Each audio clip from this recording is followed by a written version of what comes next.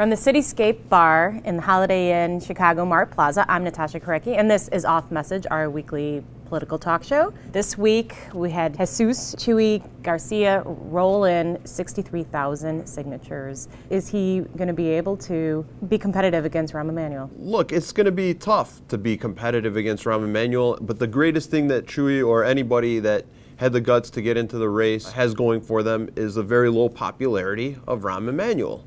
It looks like Rahm Emanuel has no natural constituency really, except for, we're just not in the city of Chicago's corporate boundaries. But they give a lot of money to Rahm. And Hollywood. Doesn't he have a lot of support in Hollywood? Well, you know. Hollywood, New York, Washington, yeah.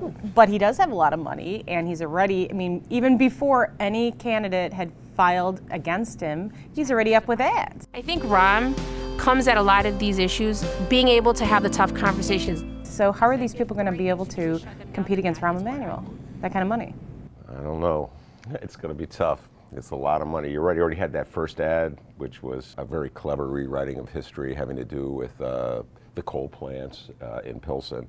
So, this is really going to require a lot from the electorate of the city of Chicago, Natasha. They're going to have to be vigilant. They're going to have to read Dan and Mick and understand what the issues are. And it's going to be really tough for them to see through all the fog. Altogether, there's 10 people who filed. Do you think that they could at least force a runoff? Yeah, I think they could. Chuy obviously is going to be banking on having ground troops from the teachers union and potentially other organized labor. And then Alderman Fioretti, I think his plan is to try to sneak in there. His whole thing is going to be, I've been at this for a few years. I've been taking on Rahm Emanuel. That's why you should go with me. Rahm Emanuel's unpopularity, everyone's hoping that that actually turns into people voting against him, which is an open question. So, a lot of people are making parallels between the Rauner campaign and the Rahm campaign. However, isn't the city election different? Is there enough anger over the closing of 50 schools and some of the other changes here that they're just not going to buy what Rahm tries selling them? Yeah, that's a great question, Tasha. Look, if you're just judging about the people who hang around my house, there's no way Rahm is going to win this election. Or like the people I bowl with, or the people that come to our show at the Hideout, if I may plug that. I've come to the conclusion, it's a shocking one, that the city is greater than the people who hang around my circles. I just have a sense that the constituency that needs to be provoked, if you will, to oust Mayor Rahm is generally the one that doesn't vote. And so that's a real challenge at any time. And we saw the same challenge for Quinn. I guess there's the parallel right there. What was the turnout in the city? 45%, I want to say. Right, and that was despite the fact that Labor spent at a minimum $5 million that was put into a campaign primarily by Labor and some other progressive activist groups to increase turnout, and it actually decreased. Now, some of the progressives, when I drew a link between that and their potential weakness or strength going into the city election, some of the progressives went, frankly, bonkers. Can they help Chuy? I don't know. It is a different race. This is easier to run against somebody than to try to prop up an unpopular incumbent governor who raised taxes and did all sorts of other things that were unpopular, even with people in labor who apparently stayed home, as you pointed out in your column, Natasha. The other issue, I think, at the city level is that you have aldermen you can beat up on. So if you're really just ticked off, you want to vote against somebody, who better than your local alderman? What has usually happened is that people end up voting for the mayor, no matter who the mayor is, and then they get mad and they vote against their weakling alderman. People split their ticket, in a sense, in the 2007 and 2011 elections, right, whether it was Daley or Rahm, supporting those two candidates for mayor, and at the same time maybe throwing out an alderman who's been extremely loyal to the status quo on the fifth floor. We saw a number of examples of that, even in the 47th Ward, where a political neophyte who has since disappointed Mr. Joravsky's sky-high expectations. Should have known better. Yeah, but in Rahm's own, anything anybody says. Rahm was very popular in his own ward at that time in that election against those opponents, but his candidate that he endorsed could hardly put a sentence together. And the days of carrying guys like that over the line with you, the coattails aren't there, the organization is not there. Well, let's turn to the aldermanic races. We'll start with the 2nd ward. Fioretti's old seat, it's wide open. It's a new ward, completely gerrymandered for the explicit purpose of screwing over Bob Fioretti. It really does make a joke of our entire electoral process system. I mean, there's just no natural community there. The sad fact is that whoever gets elected will just be a rubber stamp for Mayor Rahm. I think it would have been a nightmare even to collect the signatures and figure out who lives in the ward and who doesn't. But I think there are several people that look like they know how to put together campaigns, or they have people helping them. We're going to see who's the mayor's candidate, for instance. We were speculating. I'm not ready to point a finger just yet until I see the fingerprints. Isn't that funny? It's like usually a badge of pride, but instead like a shame. Well, you can kind of tell by how nice their website is already, that's right? correct. It means money is there. So, okay, 7th ward, Sandy Jackson's old ward. Yes. Kiana Barrett, her former chief of staff, running for it. So Natasha Holmes is the incumbent. However, she's barely really made a mark since she's been there. I mean, she was appointed to replace Sandy Jackson. Sandy Jackson wanted Kiana Barrett. Given what's happened to Sandy Jackson, I can't believe that it's very helpful, her association with her. And Kiana Barrett really has been all over the map politically. I mean, she went to work, right, for Chicago Public Schools for a brief time, and now she's back out there taking on the mayor's appointee. I think it remains to be seen how much the mayor will support his appointee and how much that would help or hurt the person that he is supporting, if it is indeed the incumbent, after all, who's been very, very quiet since taking that job. Which isn't necessarily a change from the past. I mean, you know, even Sandy Jackson wasn't exactly a strong presence in the ward. she wasn't even living in the the state, right? She was from presence in Washington, wasn't she? That's right. She did show up a few times at city council She with would her show up wheeled bag, Exactly. you know, Literally straight from the wheeled- airport. Exactly. She voted, as I recall, against the mayor's proposal for the Children's Museum, which, you know, I look for any sign of independence or breathing, actually. And so, but we should give a shout out to Mary Mitchell, because she's the one who wrote the column. Secretly recorded Sandy promising that the fix was in for Kiana Barrett. Kiana's going to get the seat, and then Rahm was so embarrassed, and that's how they got the alderman they did, and now they're running against each other. So the 7th ward gets to decide which rubber stamp they can have for alderman. Good luck, 7th And there's like warders. 14 candidates, so you guys, a couple hundred votes wins the thing. That is correct, yep. Let's go to the 10th ward. Dan, I hear you might be the expert on this one. I've been down there a number of times, particularly during the era of the Hispanic Democratic Organization, which was one of Mayor Daley's patronage armies. Once that was dismantled, the guy that they put in there with the very not Hispanic name of John Pope, he was an aide to the mayor, really unknown.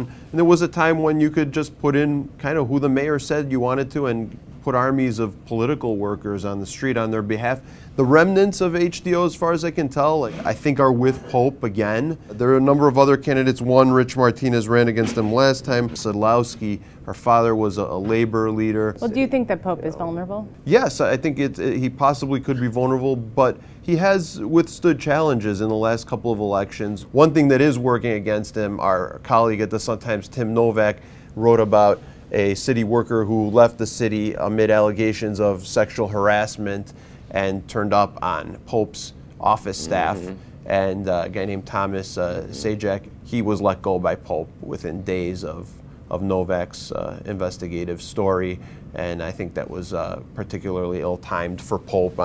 Although it could have been worse, it could have been closer to the election, I guess. It was just a few months ago. But Pope's never been pushed into a runoff. I still have to be convinced that any of these other people can get enough traction to beat him. I mean, it's still hard to beat an incumbent in most places, especially somebody who's been, as you mentioned, Dan, elected several times already. Well, Sadlowski, she'll be supported by the teachers union, so that'll be at least a little assistance. What about the 11th ward? We've got a Daley back on the ballot. I think we know who the favorite is. And his name, they made sure they put it Patrick Daley Thompson, just in case anybody didn't know. Actually, I was surprised in his ad that he cut. The 11th Ward needs new ideas. He goes by Patrick D. Thompson, and same with, but I guess on the ballot, of course, he'll still be Patrick Daley Thompson. So does that help him? I think it helps. In the 11th ward, yes. In my house, no. But, you know. Going to the 38th ward, Cullerton is out. What do you see there? Well, you actually have an alderman still running in that race because Nick Sposato, the 36th ward that he represents now, has been moved so much that he decided to move over to the 38th ward and run there. And then I think he's running against Tom Caravet, who pushed Alderman Cullerton into a runoff 4 years ago. Right there, I think you have two candidates who have some name recognition right off the bat, which is, again, huge when you have multiple candidates and a couple hundred votes could decide the thing. So I would think they're the two favorites right off the top. Yes, Sposato was punished for withholding, at least temporarily, his support for a new United Neighborhood Organization charter school.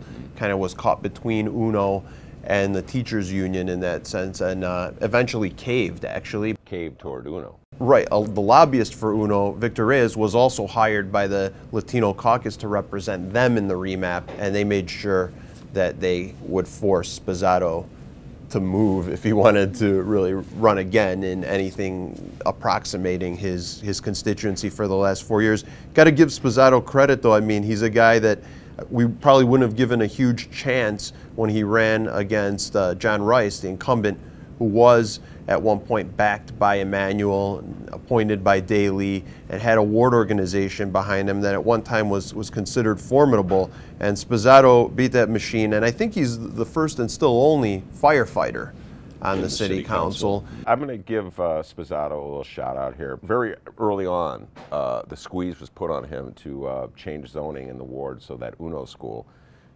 would go there, and he stood up to that. It totally exposed the fallacy that the alderman is king of zoning in his or her ward because the mayor shoved that down the throat of Sposato. Yeah, the mayor and Danny Solis, who's the zoning chairman, told Sposato, we're going to push it through anyway, although generally what you want. Danny Solis is notable. He has 5 or 6 challengers, I think, at least, and he's been in a runoff the last 2 elections. So, Danny. One of the people who is closest to the mayor, and in terms of his committee chairmanship as the head of the zoning committee, is arguably one of the more powerful aldermen, but keeps squeaking by. Yes, he does. To get reelected.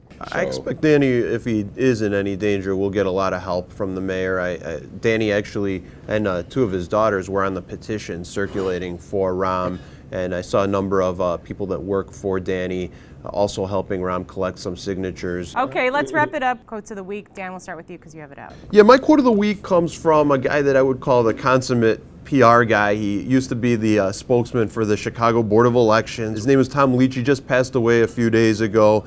And one of his quotes from back when he retired, Mark Brown interviewed him, and he said, "The only thing I've never tried to do is lie to anybody, but I didn't always volunteer everything." All right, Ben.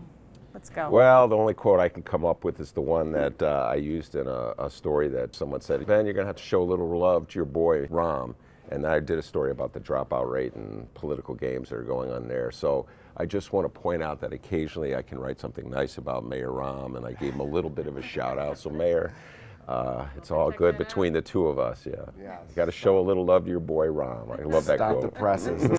Mine is from Alderman Fioretti, one of Rahm's challengers. Our campaign isn't going to have millions of dollars to spend, which, thank you, Alderman. We knew that already, but they're going to have to do this another way. They're going to have to really just keep talking about how much, everybody dislikes Rahm and what he's done to screw up the city. And I will go back to Bruce Rauner after a year of covering him and trying to nail him down on what are you going to do about the budget? What are you going to do about the budget? You're going to face this huge budget hole. And he dismissed it as, I'm going to grow the economy. Now that he's elected, he came out and said, quote, "It's worse than we thought." Brace yourselves, everyone. Okay, well, thank you for the lively discussion, and thank you for joining us. We will see you next week.